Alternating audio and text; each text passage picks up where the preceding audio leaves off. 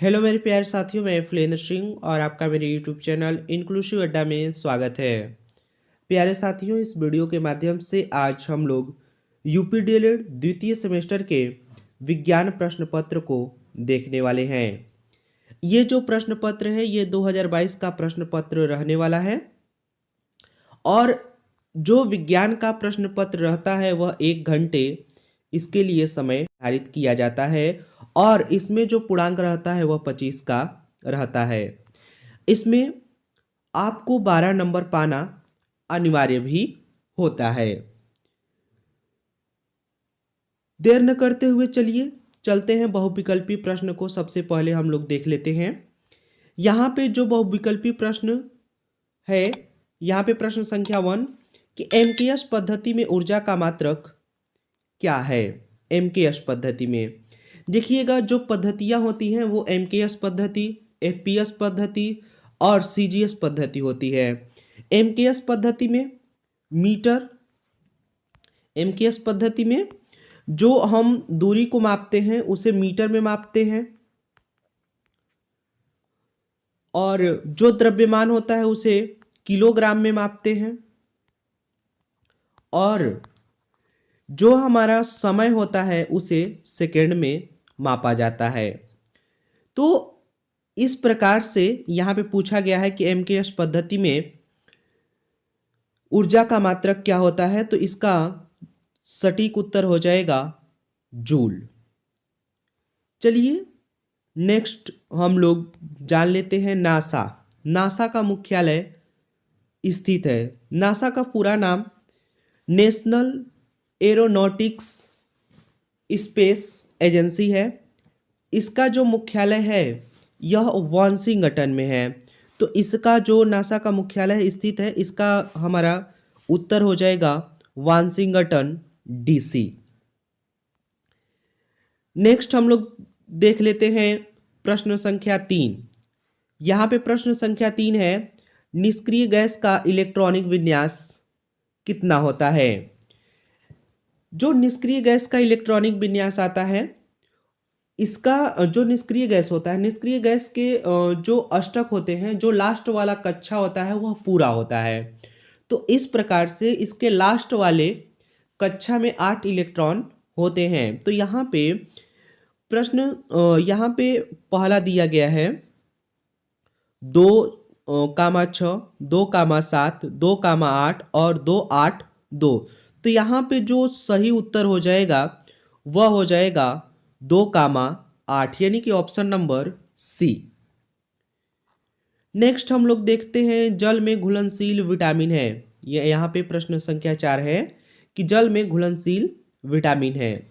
जो विटामिन होता है यह हमारे शरीर को रोगों से लड़ने की क्षमता प्रदान करता है और जो विटामिन की खोज की थी उनका नाम है फंक। क्या नाम है? फंक ने विटामिन की खोज की थी।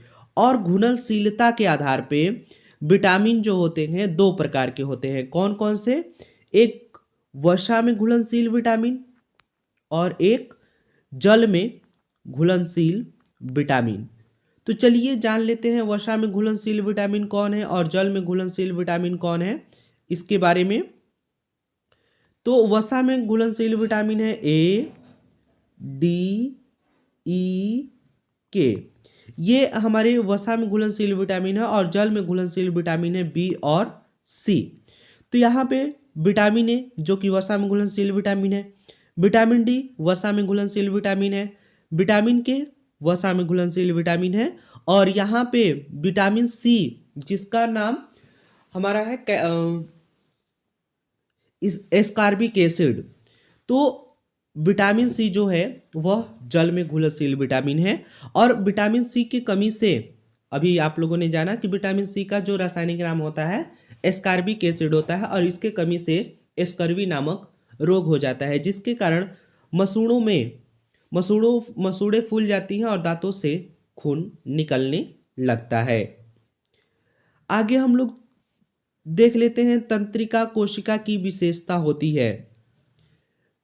ये पुनः निर्मित नहीं होते, इसमें केंद्रक नहीं होता है, इनकी संख्या उम्र के साथ बढ़ती है, इनका आकार अनिश्चित होता है। देखिएगा, इसका आकार भी होता है और ये इसका उम्र के साथ बढ़ती भी हैं। इसमें केंद्रक नहीं होता है और ये पुनः निर्मित नहीं होती है। तो यहाँ पे ऑप्शन नंबर हमारा पहला सही है। नेक्स्ट हम लोग आते हैं अति लघुत्तरी प्रश्न पर। अति लघुत्तरी प्रश्न में हम प्रश्न संख्या 6 देखेंगे। यांत्रिक ऊर्जा कितने प्रकार के होते हैं? तो यांत्रिक ऊर्जा 2 प्रकार की होती है, एक गतिज ऊर्जा और दूसरी स्थितिज ऊर्जा, kinetic energy and potential energy. प्रश्न संख्या 7 है, सौर मंडल में 8 ग्रहों के नाम लिखिए। तो सौर मंडल के 8 ग्रहों के नाम क्रमशः बुध, शुक्र, पृथ्वी, मंगल, बृहस्पति, शनि, यूरेनस और नेपच्यून है। यहाँ पे जो डीएलएड का पेपर आता है बहुत ही आसान आता है। प्यारे साथियों, अगर आप लोग अच्छे से पढ़कर परीक्षा देने जाते हैं तो कभी भी इसमें फेल होने की संभावनाएं नहीं रहती हैं। हाँ, जो लोग लापरवाही करते हैं उनमें बैक लगा दिया जाता है। 1 नंबर के लिए बैक लगता है, इतना भी मान लीजिएगा। न्यूट्रॉन की खोज किस वैज्ञानिक ने की थी? तो न्यूट्रॉन की खोज भौतिक वैज्ञानिक जेम्स चैडविक ने 1931 में की थी। जीवाणुओं से होने वाले किन्हीं 2 रोगों के नाम लिखिए। प्रश्न संख्या 9 है, जीवाणुओं से होने वाली किन्हीं दो रोगों के नाम लिखिए। तो जीवाणुओं से होने वाले किन्हीं 2 रोग का नाम है हैजा और मियादी बुखार। वनस्पति कोशिका एवं प्राणी कोशिका में कोई 2 अंतर लिखिए। तो वनस्पति कोशिका और प्राणी कोशिका में अंतर यहाँ पे हम लोग देख लेते हैं। कोशिका भित्ति, वनस्पति कोशिका में एक कठोर और अनिश्चित आकार वाली कोशिका भित्ति होती है जो सेल्यूलोज की बनी होती है। ये प्राणी कोशिका में नहीं होती है, केवल एक पतली लचीली कोशिका कला होती है जिसे हम सेल मेम्ब्रेन कहते हैं। नेक्स्ट, प्लास्टिड, वनस्पति कोशिका में प्लास्टिड होते हैं जो प्रकाश संश्लेषण और अन्य कार्यों के लिए महत्वपूर्ण होते हैं, जबकि प्राणी कोशिका में प्लास्टिड नहीं होते हैं। नेक्स्ट हम देखते हैं यानी कि प्रश्न संख्या 11। प्रश्न संख्या 11 है, समस्थानिक किसे कहते हैं? उदाहरण दीजिए। समस्थानिक एक ही तत्व के वे परमाणु होते हैं जिनकी परमाणु संख्या समान होती है लेकिन द्रव्यमान संख्या भिन्न भिन्न होती है। दूसरे शब्दों में समस्थानिकों में प्रोटॉनों की संख्या समान होती है लेकिन न्यूट्रॉनों की संख्या भिन्न भिन्न होती है। उदाहरण के लिए यहाँ पे दिया गया है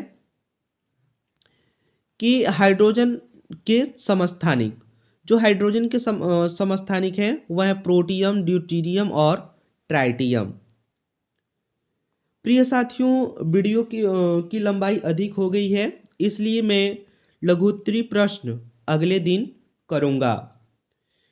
वीडियो आपको कैसा लगा? तो वीडियो को एक लाइक जरूर कर दीजिए, साथ ही साथ चैनल को ज्वाइन अवश्य कर लीजिए और इस प्रकार के PDF पाने के लिए आप हमारे टेलीग्राम चैनल से भी जुड़ सकते हैं जिसका लिंक मैं कमेंट में पिन कर दूंगा। मिलते हैं अगले वीडियो में, तब तक के लिए जय हिंद, जय भारत।